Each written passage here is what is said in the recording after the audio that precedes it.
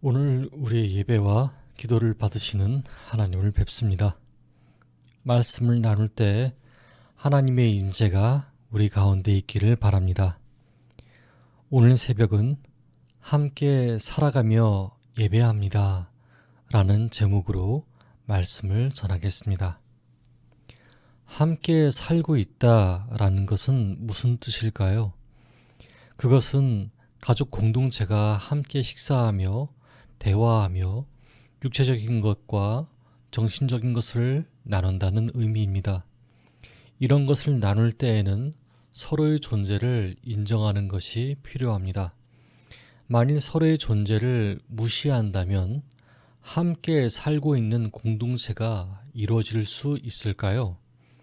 그러므로 함께 살고 있다라는 것은 상대방의 존재를 아침부터 잠자리에 들기까지 인정하는 것이라 하겠습니다.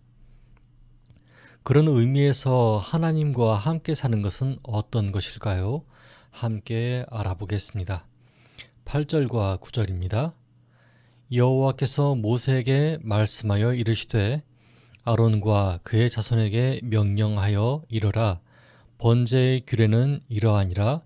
번제물은 아침까지 제단 위에 있는 석쇠 위에 두고 제단의 불이 그 위에서 꺼지지 않게 하는 것이요. 아론과 그의 자손에게 내려진 명령이 있습니다. 번제와 소제의 제사법인데요. 정말 세밀하고 복잡한 절차가 그 안에 포함되고 있습니다. 첫 번째로 8절과 13절에서 다루고 있는 제사는 늘 드릴 번제입니다. 늘 드리는 번제로 인해 아침과 저녁으로 분주한 일이 계속되었습니다. 제단의 불이 잠시도 꺼지지 않았습니다. 하나님께서 모든 일을 알려주셨기 때문에 어려운 일은 아니었습니다. 그러나 모든 것을 반드시 지켜야만 했지요.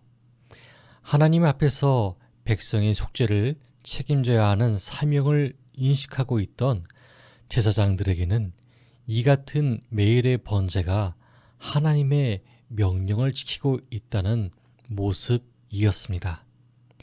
어찌 보면 단순한 삶의 패턴이지만 제사장을 맡은 사람들에게는 일상의 모습이 되었습니다. 하나님을 섬기며 함께 살고 있다라고 하는 것은 이런 의미입니다. 보이지 않는다고 해서 목소리를 직접 들을 수 없다고 해서 잊고 사는 일은 함께 사는 것이 아닙니다.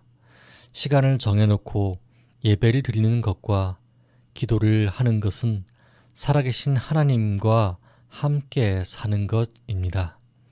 그때 우리는 하나님의 평강을 삶에 이루며 사는 것입니다. 아이러니하게도 아론과 그의 자손에게 명령된 번제를 오늘날의 성직자의 사명으로 해석하는 경우를 자주 보게 됩니다. 하지만 여기서 한 걸음 더 나아가서 우리는 모든 성도를 제사장으로 부르신 하나님의 뜻을 기억하는 것이 옳지 않겠습니까? 성직자를 성도라 부르면 이상합니까? 이상한 일이 아닙니다. 그렇다면 성도를 제사장이라 부르면 이상합니까? 이 또한 이상한 일이 아닙니다.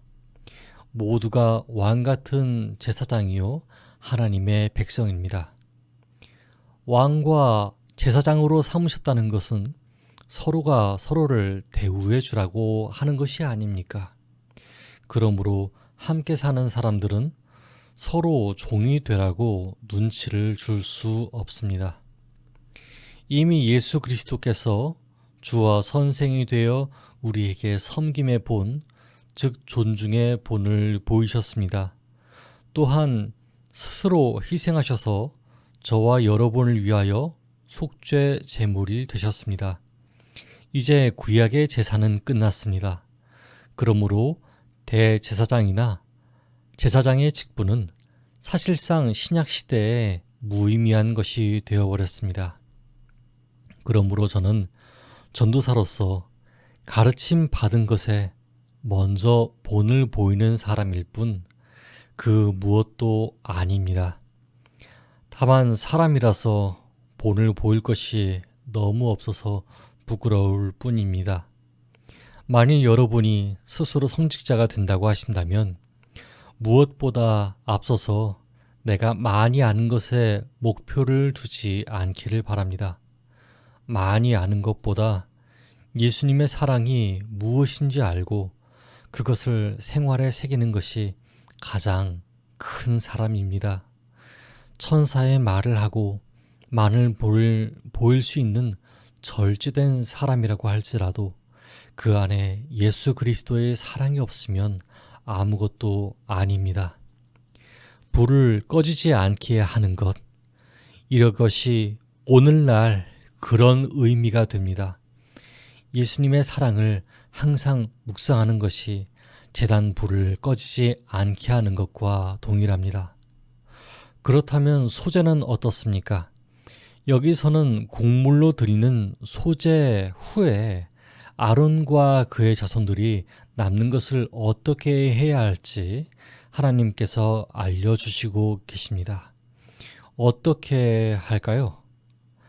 이 소제에 남은 것은 먹습니다. 누룩을 넣지 않는 빵을 만들어서 말이지요. 딱딱한 빵인 셈입니다. 제사장들의 식사가 된 이것은 하나님이 명령하신 것입니다. 이렇듯 규례에 무거운 책임을 가진 제사장들에게는 제사에 드려진 제물 가운데 일정한 부분이 나뉘었습니다. 하나님은 이를 영원한 소득이라고 명명하십니다. 이는 오늘날 성직자의 생계에 대한 원리로 받아들일 수도 있습니다. 하나님의 교회를 위해 한 마음으로 헌신하는 사역자들의 생활에 필요한 것을 교회가 하나님의 이름으로 공급하는 것입니다. 여기서 더 살펴보면 하나님께서 성직자를 포함해서 하나님의 일에 헌신하는 모든 성도의 생활을 책임지신다는 원리로 해석할 수 있습니다.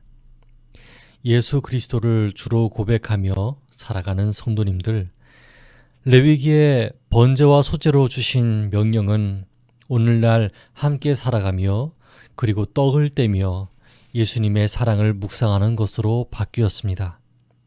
코로나로 잘 못 모이면 어떻습니까? 그 속에서도 하나님은 함께 살아가는 것에 대해 지혜를 주시지 않으실까요? 이렇게 예수 그리스도 안에서 서로를 느끼며 살아가는 저와 여러분 되기를 바랍니다. 그러므로 오늘 새벽은 이렇게 기도하면 좋겠습니다. 첫째, 정해진 시간 예배와 묵상으로 하나님과 함께 살아가는 자신이 되기를 기도합시다. 둘째, 매 순간 변해가는 일상 속에 성도님들과 함께 살아가는 지혜를 달라고 기도합시다. 함께 기도하겠습니다.